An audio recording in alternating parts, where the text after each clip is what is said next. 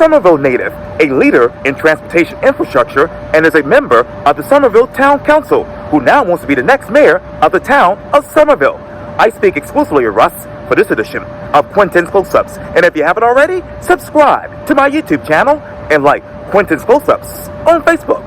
Russ Touchberry, welcome to Quintin's Close-Ups. Thank you for having me, sir. I'm excited to be here. I appreciate it greatly. Needless to say, you are a Summerville native, a leader in transportation infrastructure, and of course, a Summerville Town Councilman who actually have been on council since 2021. And now you are a candidate for mayor of the town of Summerville. Let me ask you this, Russ. What led you to being now a mayoral candidate for the town of Summerville, a place that you love? I think that's a great question, Quintin. I really appreciate the opportunity to share it in this forum. Being from here, I do have a passion for this community. Like you stated, I love the town of Summerville. My wife's also from here, and we're raising our kids here in town for the last over 10 years. As I've been serving the community and learning more about the community through that service, I found out that after 3 one-term mayors, our community is not being served as well as we had hoped.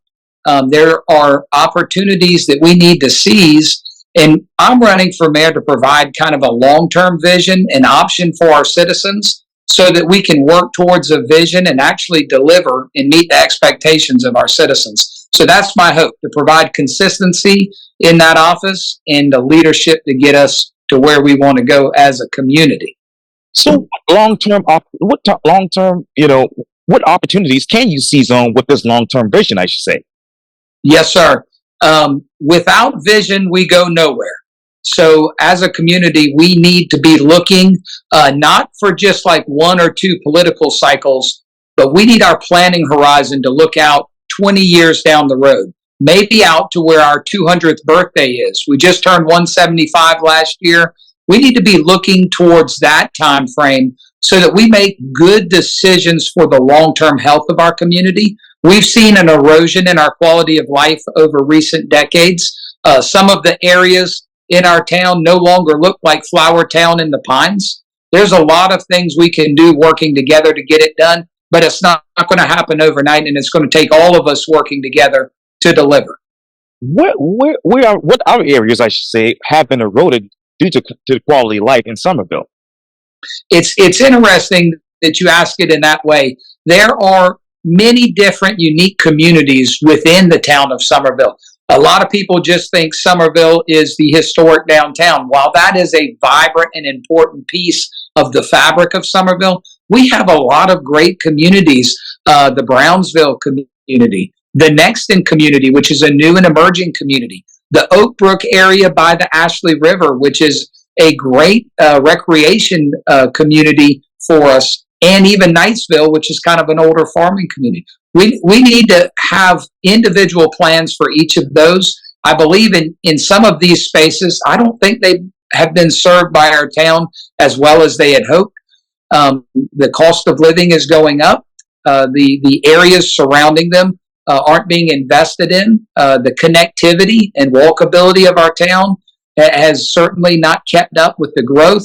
And I believe all of that contributes to us not necessarily being the town that we could be if we put intentional effort behind it. So what exactly is the current cost of living right now in the town of Summerville? That's an exceptional question. I wish I knew that. I believe the average house price now is increased nearly to $400,000 for an average house price. That's unattainable for a lot of our folks. You think of our teachers, our police officers, our firefighters. We need to be focusing on providing options for all of our town workers, people who, like my parents. My dad was a PE teacher and coach when I was growing up, and my mom was a teacher's assistant. And there's no way with their salaries that we would be able to live in an average size house in Summerville today. So there's a lot of things we need to work on for that. So what is the average size of the house in Summerville right now, as you know it? I wish I knew the square footage, but I really don't. That's a good question. I would think, somewhere in the 2,000 square foot. But I really don't know. I'm a civil engineer, not a real estate agent. So that's not a number that I thought of. Well, no worries. Good question, though. Oh, thank you so much. And Rush, you talk about those areas around Summerville that have been neglected. I'm curious, what exactly are those areas right now? So those areas are the ones that we kind of went over a little bit as we talked globally. But, the Oak Brook area on the Ashley, a lot of the development that's happened there with the road projects and other things haven't necessarily helped maintain a brand consistent with that location. And there's some things we need to do from a walkability and recreation standpoint, but also some things we have to do to make the look and feel of that area feel more warm for the citizens in that area. I think a lot of our focus has been on downtown, and it's great. We need to focus on downtown, but we can't neglect each unique part of our special town. Wow. And you talk about obviously that infrastructure. So how many infrastructure projects have been completed under this current mayor? Well, our current mayor, Mayor Waring, has really done a fantastic job. And one thing that I will say about him is he actually, before he came in office, and I'm sure you know this, it's rare when somebody comes to office and they campaign saying they're going to do something and then they follow through. But I will tell you, Mayor Waring helped get a project over the finish line, the Berlin-Myers Parkway Phase 3 extension. That was a project that was voted on by county residents in Dorchester County on the first transportation sales tax referendum. It was the number one project back in 2004, and that project had not been started yet.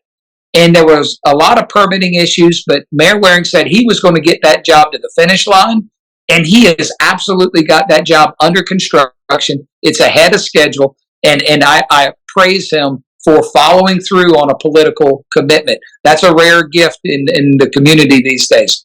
But outside of that, we as a town, we don't have a budget to support major projects like that.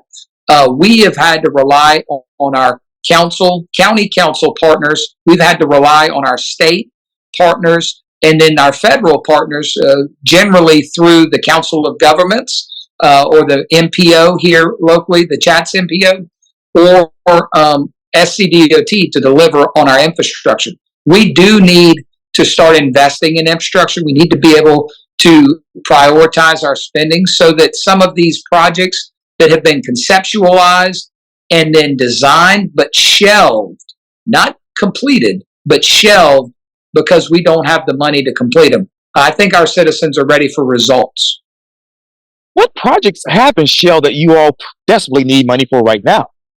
Well, you would find this interesting. We just put some money aside in this budget cycle, and it's coming out of our general fund. This is money that's coming out of our general fund. We set aside for sidewalk projects. One of those sidewalk projects is 12 years old. It was designed and permitted. We spent money to design and permit a sidewalk, and we have not even started it yet. But we set money aside for that in this budget, and that's the first time I've been on council and we've had that happen. So I'm excited that we're finally starting to prioritize our spending and execute on some of these commitments we've made to our residents. And as we sit here right now, Councilman, let me ask you this then. Dan, what exactly is the total budget for the town of Summerville?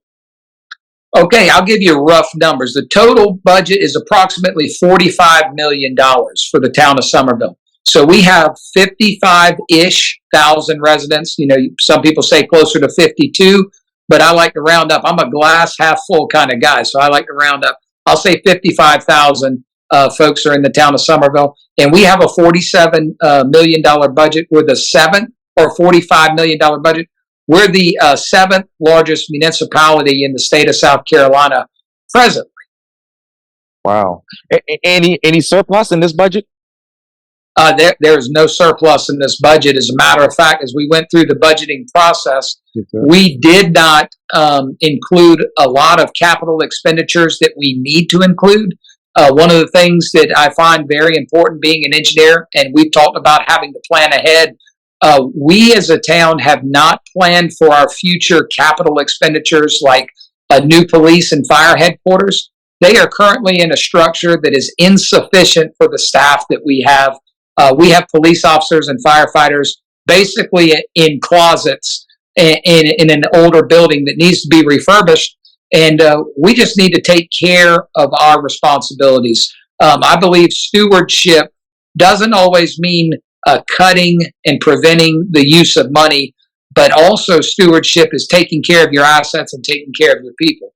We need to be stewards of our assets. We need to invest in our municipal facilities and take care of the folks who are serving our citizens. So let me ask you this hypothetically, Councilman. If you were to refurbish this, public safety building, how much would that cost Summerville? Well, there was a study done that was completed, I think, in 2019 for our municipal public safety facilities, and the cost is astronomical. Now, some of the recommendations they made, we may not want to incorporate in the town. It may not be best for us, but this type of investment, especially if you think about a police headquarters, a fire headquarters, refurbishing the existing building, and maybe a municipal court facility, because we're basically housing court out of our own old town hall, and that's insufficient as well. All of those costs combined at that time when that study was happening was about $40 million. That's not something we can do at this time at all, but it's something we need to start planning for. So we have re-engaged the consultant that helped us with that study, and they are presently updating that study for the changes that have happened over the last few years, including, COVID and how COVID has changed the way business is done from a municipality standpoint. So they're incorporating changes so that we can have a better understanding of what our needs are, but also how we can possibly get there over a tiered and prioritized system of steps. Yes, sir. Sorry, the C-17 is coming right near me. But let me, which we love. But let me ask you this. Okay, that's $45 million. So where can you actually get the funding source from all of this? Well, that's a great question. And I'm excited to say that we've been working with our Dorchester County Council partners. We have what's called a Midtown TIF district, the Tax Incremental Financing District.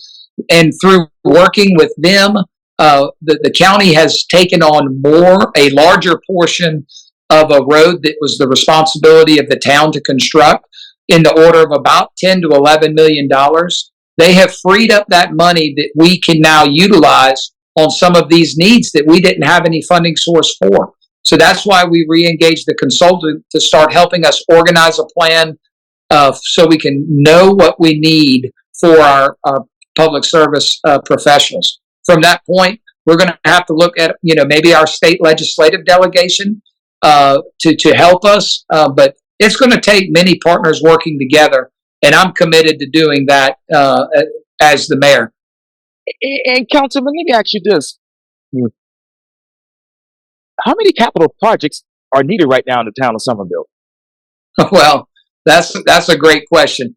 I think out of all the capital projects we really need, we could distill it down to several smaller categories of projects. Our capital infrastructure projects, our capital municipal facility projects, but also our capital replacement. So we have, let's just say we have 100 police cars for our police officers within the town.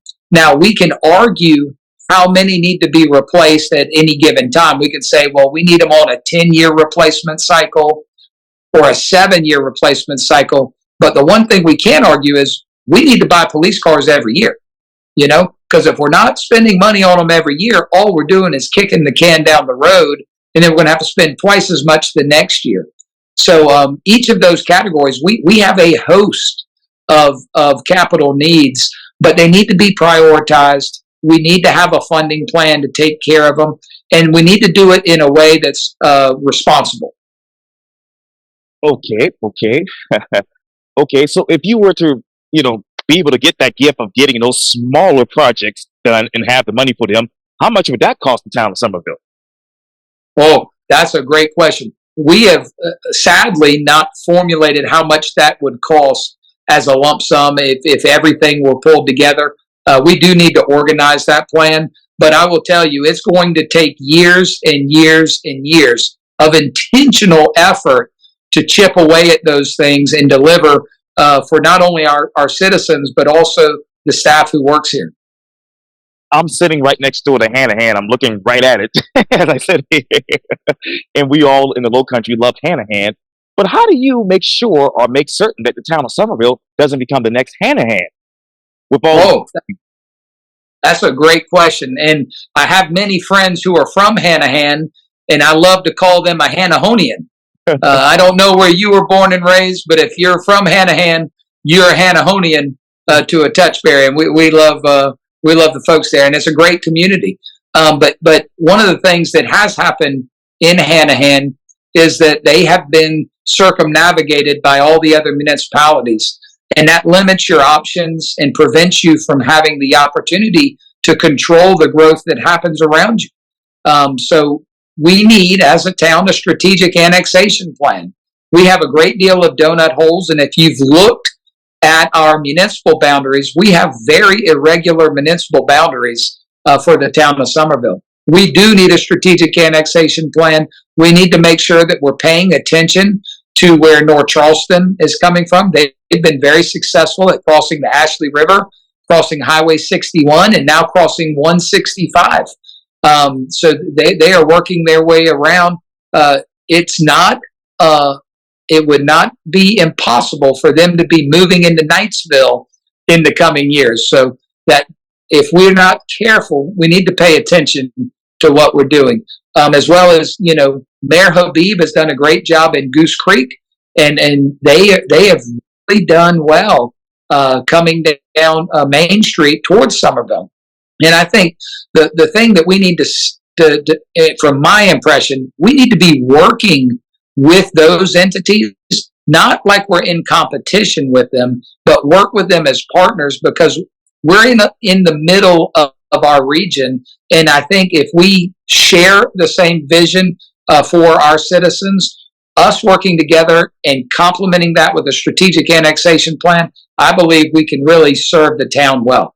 And let me ask you a basic question, then. Where exactly are those donut holes in the town of Summerville? I'm going to tell you, I wish I could pull up the map and make it visible for you. I have my iPad here, but I probably can't get it fast enough. But when you look at the map of the town of Summerville, there are donut holes. If you, and I'm not sure exactly how familiar you are with our town, but if you ride down Trolley Road, there are segments of Trolley Road that are in town and out of town multiple times on your way down there. There are neighborhoods where half of the neighborhood is in the town and half of the neighborhood is in unincorporated Dorchester County. And that creates confusion for our citizens and some of our services. We are blessed, though, that our public safety services, they are very close with Dorchester County, and they do everything to coordinate their efforts, not only to save our town's money and the county money, but also make sure that our residents are the safest residents in our region. And I think our police chief, our fire chief, and those at their counterparts at Dorchester County and Berkeley County, they are second to none. They do a great job of, even though we have donut holes, they do a great job of making sure our citizens are taken care of. And this just hit me, Councilman, but let me ask you this. How many people right now in those unincorporated areas of Summerville or Dorchester County want to be annexed into the town of Summerville? Ooh, I am willing to bet there are not as many as we would hope, But I will say, I believe being in the town adds great value from a services standpoint and a responsiveness standpoint. But just to give us kind of a global scale of how many people are in our region right now that have a Summerville address, it's almost 250,000 people. 246,000 people have a Summerville postal address, but only 55,000 live in the town. So our infrastructure within the town is burdened by all 250,000 people. And it's very difficult when you think about that to solve any challenge without all of our partners working together. How do you work with them right now? Well, I'll tell you, that's something else that Mayor Waring has done a fantastic job with. He has strengthened our relationship with our county council partners more over these last 4 years than we have in probably a decade. He's done an extremely good job of having us work together. Last year, we had a joint, or actually this year in March, we had a joint planning session between the department heads and the administrator, Mr. Jason Ward, with the county and their council members, and our department heads and our town council leaders and our administrator, Miss Lisa Wallace. It was a great meeting. A lot of shared information. We need to continue that. We also need to incorporate the school district into that. We need to be doing that with Berkeley County as well. Right now, we are working well together, but I will tell you, it doesn't take much to create distrust. And I'm passionate about trust and transparency, but I'm passionate about working with our partners directly and treating them respectfully. Something I say, Quintin, my wife and I, we've been married now 20 years, and it's hard to believe this, but guess what? We don't agree all the time, but we're still married, and we're still married because we have the same goal. We have the same vision, and we're working towards that vision. Still never going to agree, but we treat each other with respect and recognize the fact that we're trying to do what's best for the long term. And I think if we do that with our other partners, we're going to be very successful. Who else, well, when it comes to stakeholders, who else needs to be to the table to help you all get better and strengthen you all in the next 5 to 10 years? Well, I will tell you, how our region is in the growth and the economic development. That's so many good things are happening, but that does pose problems. I really think our municipal partners, just like I talked about with Mayor Habib and whoever's going to be the next mayor of the city of North Charleston, but even our municipal partners like the city of Lincolnville, Mayor Enoch Dickerson. We need to be working with each of those partners as we plan for the future. And the Council of Governments is a great place for us to do that. And, Ron Mitchum, the director, has done a fantastic job of pulling people together within our within our region, so that we can, as a whole, plan for the future. I think those partnerships, as well as the Department of Transportation, all of us have to work together. And of course, as a civil engineer, I worked 10 years at the Department of Transportation, have a lot of great relationships there, but it really is going to take us all, and that includes community leaders as well. This might be a silly question, Councilman, but what public-private partnership would you have or would be ideal for infrastructure in the future for Summerville?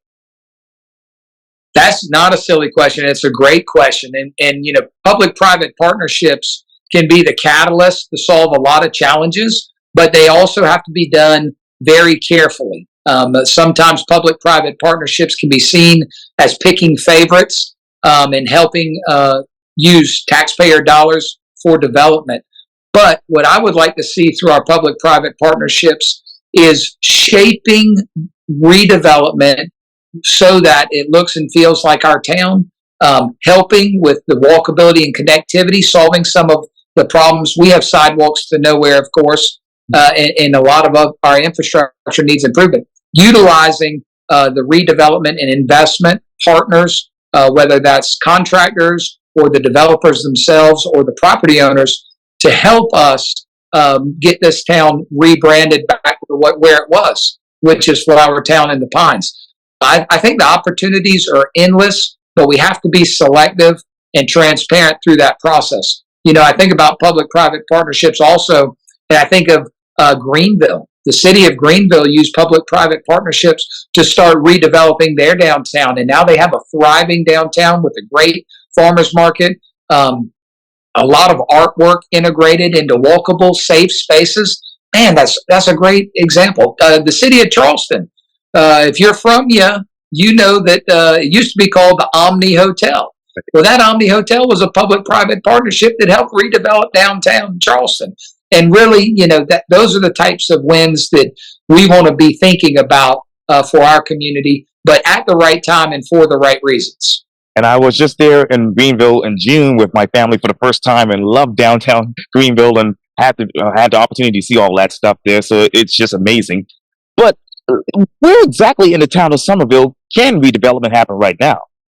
Oh, wow. There's a lot of areas. But I will tell you, one of the areas that I'm most excited about is right on Main Street from the railroad tracks north to Highway 78. There is a streetscaping project that the town is working with our state legislative delegation. The legislative delegation secured $12 million to help us with the streetscaping project to make that section of Main Street look and feel more like Hutchison Square, which is directly across the tracks. It's kind of extending that safe, walkable environment. It will put the utilities underground, create some parking opportunities. There are endless opportunities from that, which would encourage what I hope is additional reinvestment in that corridor from businesses, which strengthens our economy, but also serves our other businesses. A rising tide raises all ships. And we hope to create an environment where investors want to come to work and invest here. And I was just thinking about this too, Councilman, but how would you, if you would you create a business preservation alliance for the town of Summerville? A business preservation alliance, I don't think I've heard of that or seen an example of that. I like the sound of that because our existing businesses are extremely important for the town. We have one of I believe, the oldest small business. Garen's Pharmacy has been operating for I don't know how many years, but I think it's the oldest ongoing business in the state of South Carolina. So we want to retain our existing businesses while we promote additional businesses. If we take our eyes off of our existing businesses while we try to grow, we are going to hurt ourselves more than we help ourselves. A partner that can help with that is our Downtown Dream Group, who is an advocacy group for our local downtown merchants. We can also work with the Chamber of Commerce and make sure that we don't,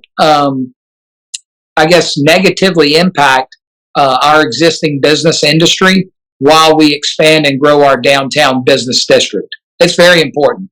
Yes, sir. And I know this is a redundant question, but how do you help local businesses actually boost their competitiveness among other businesses coming into the town? I really think it's about partnering with them and understanding their needs.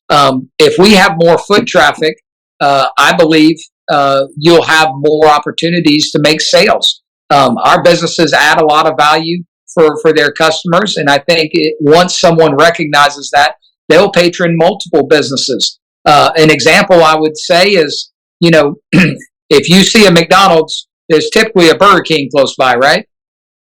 And if you see a Lowe's, there's typically a Home Depot close by. And if you see a Walgreens, you can almost bet there's a CVS on the other corner.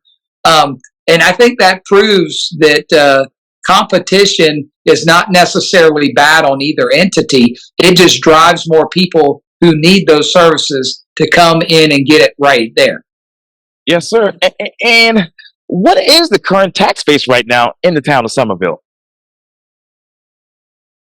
I don't have the exact numbers of our tax base, but we have been historically a bedroom community. And that means that the tax burden is on our 4% homeowners, which is a challenge. We still have a lot of services that are needed for the town. And if it's all done on the backs of our homeowners, that puts a great burden on them. And it affects all things, even up to housing attainability and affordability. So understanding that, we want to strengthen our business and commercial investment in the town. We want to create more opportunities for that part of our economy to grow. As we diversify our economy, then we need to look for opportunities once we have a fiscally constrained comprehensive plan for the growth of our town. Then we can look for opportunities to reduce our taxes so that, the burden's taken off of our homeowners and affordability goes up. But we can't do that without a diverse, strengthened commercial economy. How should the town actually explore multiple sources of revenue to minimize any risk to the town's current financial stability, that is? We absolutely have to find other sources of revenue. And there are a lot of opportunities, through the Council of Governments, through the Department of Transportation, through our county council partners in all three counties. We do extend into Charleston County, although it's a smaller cross section in Charleston County. We can find opportunities for revenue sources in each of those areas, as well as the federal government. We do have to be careful. Sometimes the federal government has strings that come with it. We need to be cognizant of that and make sure that we're not signing up for something that doesn't serve our citizens well. But it's going to take a lot of revenue streams to deliver for our citizens, including that private investment like you spoke of, sir. And you mentioned earlier about housing. So let's say, for instance, how many apartments do you currently need in the town of Summerville that actually could, drop the rate for rents in that area?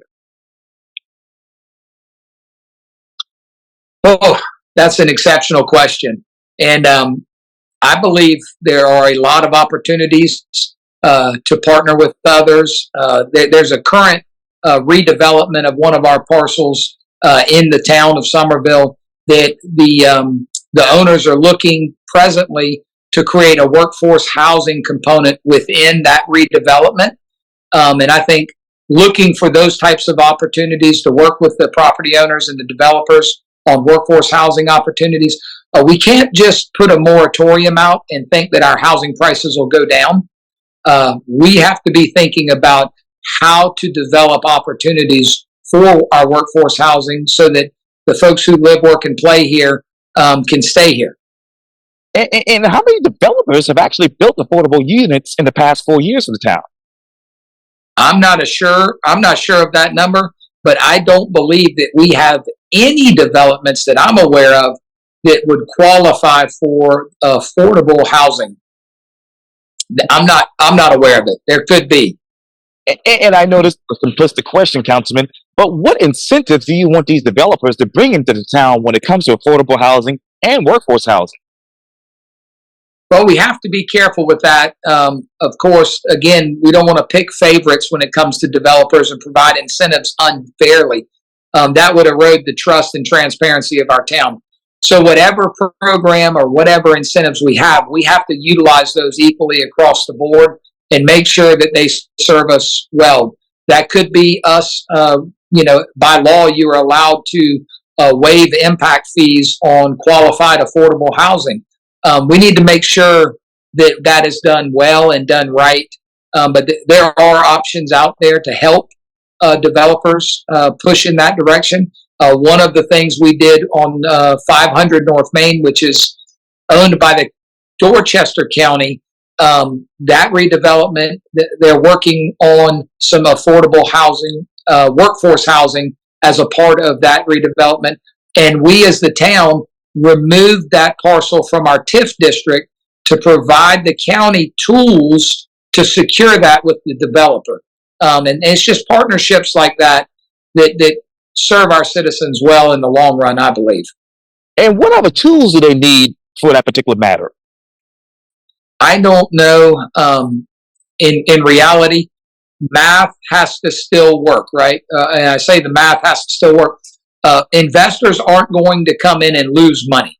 So at the end of the day, we have to figure out whatever it takes to drive development in that direction if that's what we want. I believe our region needs it seriously. So we're going to have to work with our regional partners. I'm sure you've met Craig Logan, who's with the Charleston Metro Chamber of Commerce. I've heard him speak at a chamber event locally, but also at the Council of Governments. He may know of some tools that would help us better serve that need within the region. It's going to take all of us, though. And what's more important for the town of Summerville, Councilman? Is it building new homes and commercial space, or rehabbing, expanding, and better utilizing that space? A little bit of both, I believe. I believe more important than anything, we need to be focused on our infrastructure first.